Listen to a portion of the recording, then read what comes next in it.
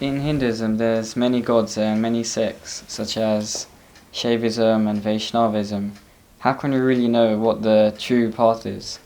Look, suppose you are a Shaivite and you love Shiva. Of course, I like Shiva tremendously. He's such an easy chap to please. We all love Shiva, Bodhanath. We all love Shiva. So we are attracted to Shiva. And then, of course, when you look at the image of Vishnu, and you got Vijay by sitting here, and if I say anything less than the highest regard to this great Godhead called Vishnu, he will get really annoyed with me. So my chocolate cakes will disappear straight away. They will disappear anyway.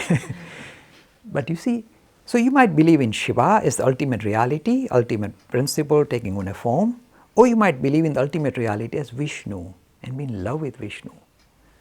Now, in a way, does it mean that God is either Shiva or Vishnu? No. It is really reflecting you. You see, when you look at the idea of God, the concept of God, when you try and understand the concept of God, do you know what you actually see? You see your own reflection. You see your reflection.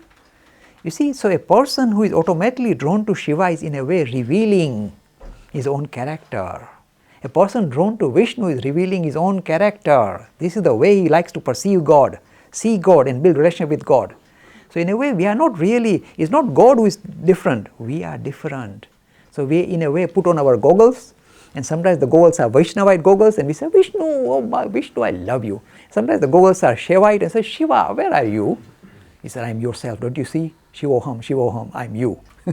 So depending on your own temperament, you will project God in that way. You say, but what is God truly? Come on, surely sort it out for once and for all. Is it Vishnu or is it Shiva?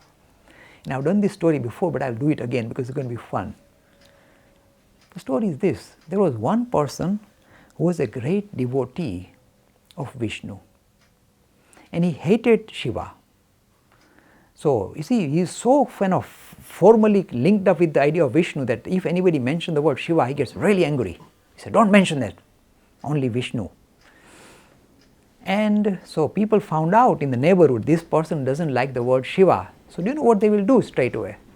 They will deliberately pass by his house and shout Shiva, Shiva, Shiva all the time and keep upsetting him. So he would come running out with a club saying, how dare you, and chase after them.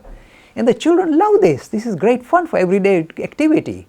So the poor guy is always being taunted with the word Shiva and keeps running out with a club, and there's great hoo-ha and fun going on. But in the heavens, Vishnu and Shiva got together and said, now how do we sort this guy out?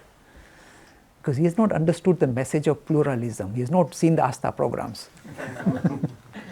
So how do we sort this guy out, that there is the same God viewed differently, Vishnu and Shiva? How do we sort him out? They said, we know a trick. Tomorrow when he is worshipping the image of Vishnu, we will do some magic. So this is the magic they did. This is Vishnu and Shiva getting together and saying, so we'll sort out our devotee, because this guy is kind of completely one-sided.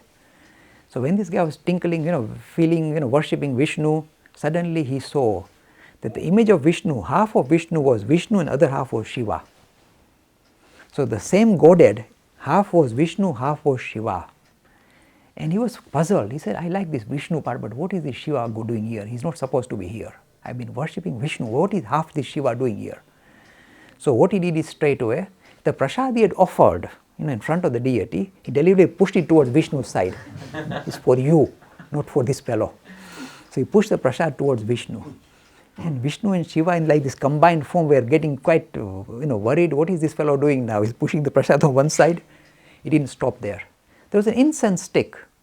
It was nicely giving out nice scented smoke coming out of the incense stick. And of course this guy his devotee was watching, where does the smoke end up? It was going in the nostrils. And one side of the nostril was Vishnu, one side was Shiva. He said, this won't do. He jumped up and put his finger up Shiva's nostril, said, it's not for you. And Vishnu and Shiva smiled and said, oh dear, we'll never win with this chap. He has not understood pluralism. The sweet word, the nectar-like word, same ultimate reality, manifesting itself differently to suit your needs, my boy, your needs. So this great super personality, this grand gracious principle we call Brahman, takes on the form of your choice. If you want this grand personality to take on a form and play with you, and you say, I want Vishnu, he is so gracious, this principle is so gracious. Look, it's not impersonal, it's not kind of aloof. It is very much linked up with humanity. So if you really have this love pouring out of you saying, I want Vishnu, what can he do? Well, become Vishnu and come and stand in front of you. Not half-Shiva, pure Vishnu. Come and stand in front of you and say, here I am, my boy. So you see, my master Ramakrishna, you see, because this idea was under attack in India about 100 years back, this idea that God with form is acceptable, because they were saying, no, God with form is not acceptable. It would become like the Abrahamic religions. They were about to abandon this. So this mentor of mine, this Ramakrishna, said, I'll sort this thing out. He said, I am going to bring this formless principle, this great thing called Brahman. I'm going to turn this great principle into the sweetest form you can imagine. Not even Vishnu, not even Shiva, Mother. So he brought down this great super principle into the personality of a sweet mother, the divine mother, to play with him, to dance with him, to crack humor with him. Can you imagine playing with God, dancing and singing and cracking humor, jokes with God, taking on a form and playing with you? So this is the answer. The ultimate reality is so gracious. Whatever form you wish to impose on it, it will take on that form for your benefit. It will come and play with you. And when it comes, it is not artificial, it is not fuzzy and just because your imagination is nothing of the sort. When this principle takes a form and comes in front of you, you will know, all your hair will stand up. You will know what you are hit with. This thing has come in front of you, much more real, much more intensely experienced than you experiencing me or seeing me. It can be seen in much more clearer way, much more intensely than you seeing me. You seeing me is fuzzy. That is not fuzzy, because that is your Lord standing in front of you, and that's not fuzzy. They will make you sit up, light up. This is what religious experience is all about.